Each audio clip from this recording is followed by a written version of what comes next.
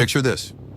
A pharaoh stands atop a golden chariot, his dark skin glistening under the Egyptian sun, commanding an empire along the Nile. But these aren't the pharaohs you learned about in school. These are the Black Pharaohs, rulers from Africa's heart who conquered Egypt and reshaped its destiny. So why have you never heard of them? Welcome back to Knowledge Journey. Today we're uncovering the 25th dynasty, Egypt's forgotten rulers from Kush, modern-day Sudan. From 744 to 656 BC, these warrior kings rose from the south, seized the Nile, and left a legacy carved in stone. It's a tale of ambition, triumph, and tragedy, and it starts with a fractured empire begging for a savior. By the 8th century BC, Egypt was a shadow of its former glory. After centuries of pyramid building and god-king worship, the once mighty kingdom had splintered into chaos. Local warlords bickered over scraps of power, while foreign invaders, like the Libyans, circled like vultures. The great city of Thebes lay vulnerable, its temples neglected. Egypt needed a ruler to stitch it back together. And that ruler came from an unexpected place, Kush. Far south of Egypt, beyond the cataracts of the Nile, the kingdom of Kush thrived in what's now Sudan. These weren't just neighbors, they were a powerhouse. Kushites had mastered iron weapons, bred fierce war horses, and built a culture blending African roots with Egyptian flair. They worshipped Amun, just like the Egyptians, and gazed north with ambition. At their helm was a king named Piye, a man whose name would soon echo through history. In 744 BC, Piye saw his moment. Egypt's warring factions were weak, and Thebes, the spiritual heart of the land, called for rescue. He didn't just invade, he launched a holy war.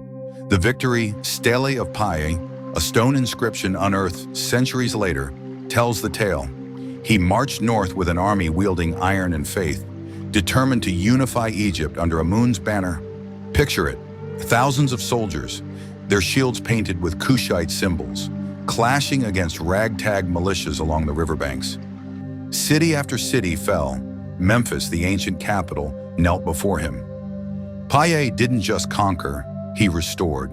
He crowned himself pharaoh, blending Kushite might with Egyptian tradition, and the 25th dynasty was born. Piye's triumph set the stage, but it was his successors who turned the 25th dynasty into a golden age. Enter Taharqa, the dynasty's most legendary king. Crowned around 690 BC, he ruled over an empire stretching from Sudan to the Mediterranean. Taharqa wasn't just a conqueror, he was a builder, a dreamer, a man who left his mark in stone. Imagine the scene. In the Kushite capital of Napata, workers carve massive black granite blocks, dragging them across the desert to build pyramids at Nuri. Smaller than Giza's, but just as striking. Along the Nile, temples to Amun rise anew, their walls etched with Taharqa's victories. He even ordered a colossal statue of himself, its dark stone gleaming like obsidian, a symbol of Kushite pride fused with Egyptian grandeur. But Taharqa's reign wasn't all peace. To the east, the Neo-Assyrian Empire, history's first superpower, was flexing its muscles. These were the guys who invented siege warfare, rolling through Mesopotamia with iron swords and terror tactics. Taharqa clashed with them in the Levant, defending Egypt's allies. For a while he held them back, his armies a wall of defiance. Could he have stopped the Assyrians for good? That's a question that haunts historians, and we'll get there. Here's a wild fact. Taharqa's name pops up in the Bible, in 2 Kings, as Taharqa, the king who stood against Assyria. This wasn't some minor player. This was a pharaoh whose fame crossed continents. Yet back home, he ruled with a personal touch, honoring both Kushite ancestors and Egyptian gods, uniting 2 worlds under one crown. Taharqa's reign was a high point, but every peak has a fall. By 671 BC, the Assyrians, led by King Esarhaddon, turned their full fury on Egypt. Picture the chaos. Assyrian battering rams smash through Memphis's gates, while Kushite defenders fight to the last. Taharqa rallied his forces, but the odds were brutal. The Assyrians had numbers, technology, and a thirst for revenge. They sacked the city, looting treasures Piye's dynasty had fought to protect. Taharqa fled south to Napata, but he didn't give up. He struck back, reclaiming parts of Egypt in a desperate counterattack. For a moment, it looked like he might turn the tide. But in 667 BC, Esarhaddon's son, Ashurbanipal, invaded again. This time, the Kushites couldn't hold. Taharqa died soon after, and his successors retreated to Kush, leaving Egypt to Assyrian puppets.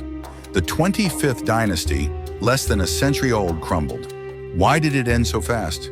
Partly it was timing. Assyria was unstoppable. But it was also distance.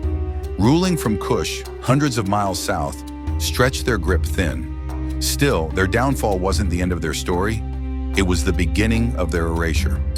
So why don't we talk about the Black Pharaohs? Their reign was short, less than 90 years.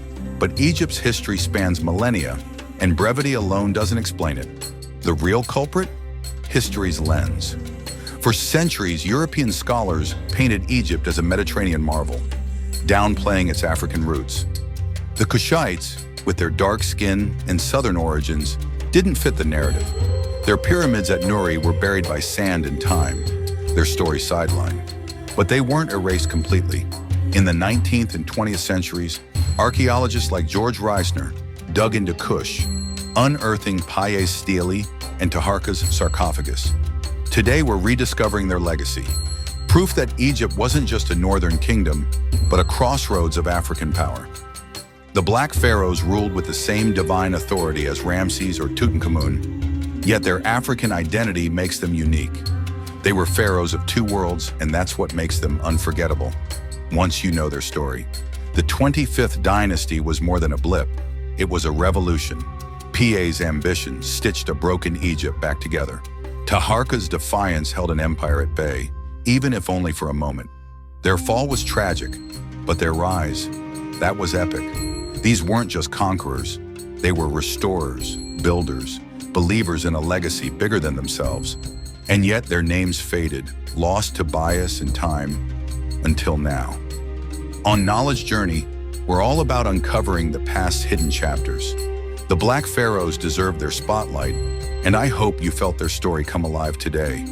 The clash of armies, the gleam of granite, the weight of a crown forged in two lands. What do you think? Could Taharqa have rewritten history if the dice had rolled differently? If you love this dive into Egypt's forgotten rulers, hit that like button. It really helps us grow. Subscribe and ring the bell so you don't miss our next adventure. Share this with a history buff in your life and drop a comment. What forgotten history should we explore next? I'm reading every single one. Until then, keep chasing knowledge, because the past still has secrets to tell. See you in the next journey.